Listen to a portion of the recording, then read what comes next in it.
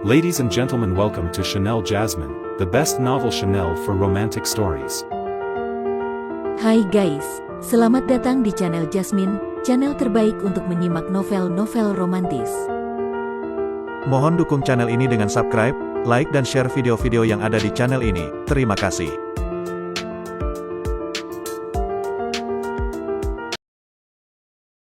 Perintah Kaisar Naga bab 740.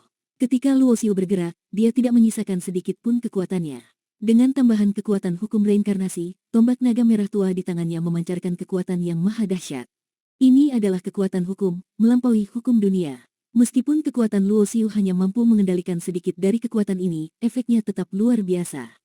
Pemuda berbaju ungu itu juga mengandalkan kekuatan hukum yang terkandung dalam pedang kekacauan untuk menekan tokoh luar biasa seperti Putra Dewa Perang. Serangan tombak ini bahkan lebih kuat daripada yang sebelumnya digunakan melawan pemuda berbaju ungu. Wajah Mu Shaohuang berubah drastis. Kartu truf seperti jimat, 10.000 hukum, sudah tidak dimilikinya lagi. Menghadapi serangan tombak ini, dia merasa mustahil untuk menahannya. Wus, Mu Shaohuang berteriak marah, mengerahkan seluruh kekuatan kapal perang suci miliknya. Kapal ini adalah pusaka pelindung hidupnya, dan sekarang dia hanya bisa bergantung pada kekuatannya untuk bertahan hidup. Boom! Dengan suara ledakan besar, cahaya ilahi yang cemerlang melonjak ke langit, sementara kekuatan reinkarnasi menghancurkan segala sesuatu di sekitarnya.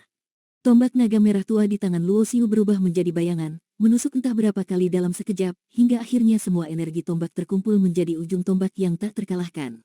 Ujung tombak itu muncul di antara bintang-bintang, seperti sungai galaksi yang mengalir deras, dengan niat tombak yang mengandung konsep kehidupan dan kematian serta ruang dan waktu. Tidak ada keraguan sama sekali, ini adalah teknik terkuat Luo Xiu.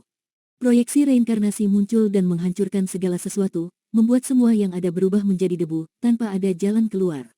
Duar, seluruh area ruang angkasa bergetar hebat. Semua orang di sekitarnya merasa seperti perahu kecil yang terombang-ambing di tengah badai besar. Wajah mereka dipenuhi ketakutan. Hanya mampu memiliki pedang kekacauan saja sudah sangat mengesankan, tetapi pria ini ternyata lebih menakutkan dibandingkan pemilik pedang kekacauan. Bagaimana mungkin generasi muda memiliki orang seperti dia? Di depan mata semua orang, pertahanan kapal perang suci berhasil ditembus. Tombak naga merah tua di tangan Luo Xiu melemparkan Mu Shaohuang hingga terbang. Jika bukan karena dia menghancurkan sebuah jimat pelindung di saat genting, Mu Shaohuang mungkin sudah tewas di tempat. Tiba-tiba, dengan Luo Xiu sebagai pusatnya, ruang bintang bela diri terbentang seperti sebuah lukisan, langsung melingkupi Mu Shaohuang yang terluka parah. Di bawah penutup ruang bintang bela diri, orang-orang luar tidak dapat melihat apa yang terjadi di dalamnya. Dalam ruang bintang bela diri itu, Luo Xiu menggunakan teknik transformasi, Dewa Perubahan, menampilkan bayangan pohon Dewa Tianlu di belakangnya. Mata Mu Shaohuang membelalak. Dia akhirnya menyadari bahwa tujuan Luo Xiu menyerangnya adalah untuk menyembunyikan rahasia batu keabadian dari orang lain. Cerot, Luo Xiu bergerak secepat kilat, kecepatannya melampaui batasan ruang dan waktu. Tombak naga merah tua langsung menembus alis Mu Shaohuang, menghancurkan kesadarannya. Pada saat yang sama, hukum kematian meresap ke tubuh Mu Shaohuang melalui tombak, menghancurkan inti ilahi yang tersembunyi dalam tubuhnya hingga menjadi abu. Luo Xiu begitu cepat membunuh Mu Shaohuang karena khawatir dia memiliki trik lain untuk melarikan diri. Sebelum membunuhnya, Luo Xiu dengan sengaja menampilkan bayangan pohon Dewa Tianlu, untuk membuat para tetua keluarga Mu percaya bahwa pelaku pembunuhan adalah murid Pavilion Tianlu. Meski Luo Xiu tahu tipu daya ini mungkin tidak akan bertahan lama, dia setidaknya memiliki sedikit waktu untuk mempersiapkan langkah selanjutnya. Ketika ruang bintang bela diri menghilang, tubuh Luo Xiu muncul di depan semua orang, sementara Mu Shaohuang sudah menjadi mayat. Suasana langsung sunyi senyap. Luo Xiu dengan tenang mengambil cincin penyimpanan Mu Shaohuang, mengeluarkan 4 bintang hitam seukuran kepalan tangan, dan berkata dingin, Mu Shaohuang pernah merampas 4 harta milikku. Sekarang aku membunuhnya untuk merebut kembali, ini sudah sewajarnya. Saat berbicara, Luo Xiu melirik semua orang di sekitarnya dengan tatapan dingin. Banyak yang langsung menghindari tatapannya, tidak berani menatap balik. Jelas, setelah mengalahkan pemuda berjubah ungu dengan satu serangan dan kemudian membunuh Mu Shaohuang, tindakan Luo Xiu cukup untuk menanamkan rasa takut yang mendalam. Di mata para jenius muda, dia adalah sosok yang menakutkan, tak seorang pun berani menantangnya. Bahkan Putra Dewa Perang tidak berani bertindak sembarangan. Kekuatan pedang kekacauan saja sudah sulit dihadapinya, tetapi Luo Xiu mampu menandingi itu, membuat Putra Dewa Perang merasa sangat khawatir. Aku akan datang untuk membunuhmu lain kali. Pemuda berjubah ungu melontarkan ancaman sebelum berubah menjadi cahaya ungu dan menghilang di angkasa. Luo Xiu tetap tenang, tidak menghentikannya. Meskipun dia ingin membunuhnya untuk merebut pedang kekacauan, terlalu banyak orang yang hadir.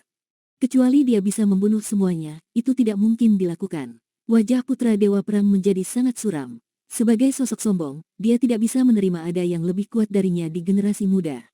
Pemuda berjubah ungu dengan pedang kekacauan masih dapat diterima, tetapi sekarang muncul Luo Xiu. Apakah dia juga memiliki harta yang setara dengan pedang kekacauan? Kita pergi. Putra Dewa Perang mendengus dingin dan pergi bersama para pengikutnya. Melalui pertempuran ini, Putra Dewa Perang sangat memahami bahwa kecuali dia bisa menemukan harta legendaris lainnya, dia akan benar-benar tak berdaya menghadapi pemuda berjubah ungu yang memegang pedang kekacauan, dan akhirnya kalah telak. Selain itu, pria berjubah hitam itu juga menjadi sosok yang sangat mengerikan. Kemampuannya untuk bersaing dengan pedang kekacauan membuatnya menjadi lawan yang sangat ditakuti. Mungkin batu keabadian ada di tangan pria berjubah hitam itu. Putra Dewa Perang tiba-tiba menyipitkan matanya, teringat kabar beberapa waktu lalu bahwa Mu Shaohuang sedang mengejar seseorang yang membawa batu keabadian.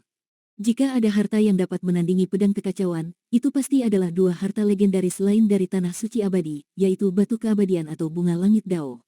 Dan barusan, pemuda berjubah hitam membunuh Mu Shaohuang, kemungkinan besar untuk mencegah orang lain mengetahui bahwa batu keabadian ada di tangannya. Adapun alasan Mu Shaohuang tidak mengungkapkan informasi tersebut, tentu karena dia berharap bisa merebut kembali batu keabadian untuk dirinya sendiri. Semakin putra Dewa Perang memikirkannya, semakin yakin dia bahwa teorinya masuk akal. Meskipun tanpa bukti, kecurigaannya sudah cukup. Setelah insiden pedang kekacauan, banyak jenius muda yang memasuki tanah suci abadi kehilangan nyawa mereka. Hal ini menyebabkan para penguasa kekaisaran di luar tanah suci abadi merasa sangat sedih. Setiap jenius muda adalah hasil dari investasi besar dan usaha keras dari berbagai sekte kekaisaran dan tempat suci. Kehilangan satu saja adalah kerugian besar yang menyakitkan. Namun, mereka yang berada di luar tanah suci abadi tidak dapat masuk dan hanya bisa menebak apa yang terjadi melalui sekilas gambaran yang muncul ketika seorang murid terbunuh. Seiring semakin banyaknya kematian, para jenius muda yang tersisa mulai membentuk aliansi satu sama lain. Semua menyadari bahwa bertahan hidup sendiri dalam situasi seperti ini hampir tidak mungkin. Di antara kelompok-kelompok jenius muda tersebut, nama Luo Xiu menjadi bahan pembicaraan utama. Sebenarnya, tidak ada yang mengetahui identitas asli Luo Xiu dan Ji Xiaozi. Dari orang-orang yang datang dari dunia besar Tianlu, hanya mereka berdua yang masih hidup. Termasuk Yun Tianyu dan Duan Musang, 6 orang lainnya telah dibunuh oleh Luo Xiu. Di antara 3.000 dunia besar di alam semesta, setiap dunia besar memiliki banyak jenius. Bahkan ada banyak kekuatan kuno yang sangat rendah hati. Mungkin dia adalah keturunan dari kekuatan kuno tersebut. Kalau bicara kekuatan kuno, yang paling tua adalah sekte kekaisaran primordial.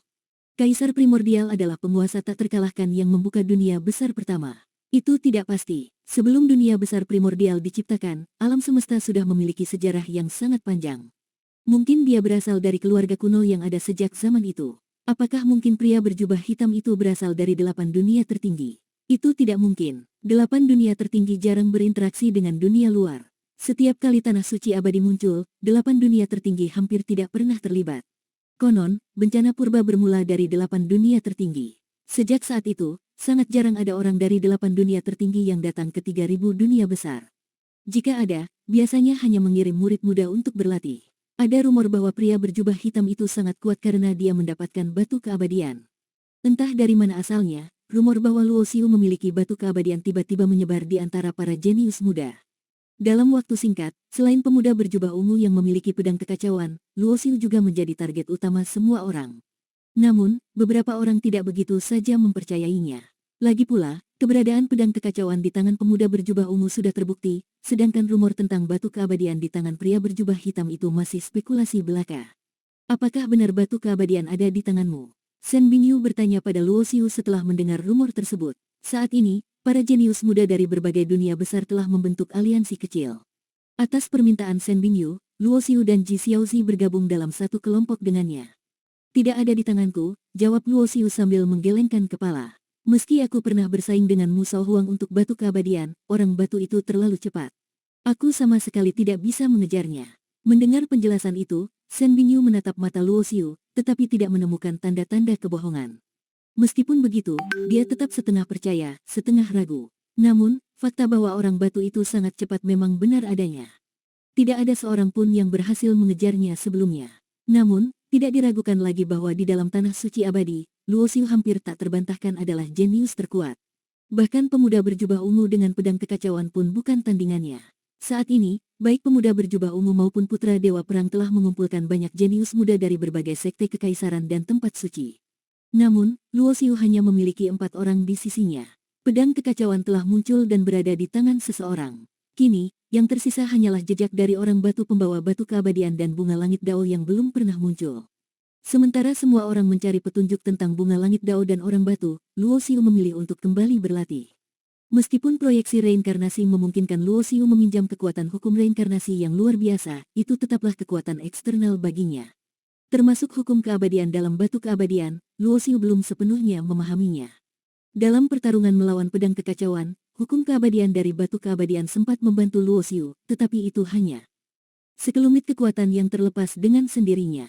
Jika hanya mengandalkan hukum reinkarnasi dari proyeksi reinkarnasi, mungkin dia tidak akan mudah mengalahkan pemuda berjubah ungu yang memegang pedang kekacauan. Oleh karena itu, Luo Xiu bertekad untuk segera menyelesaikan latihan tahap kedua dari teknik rahasia yang sedang dia kembangkan. Dia hanya perlu menyelesaikan 2 titik energi terakhirnya. Bersambung.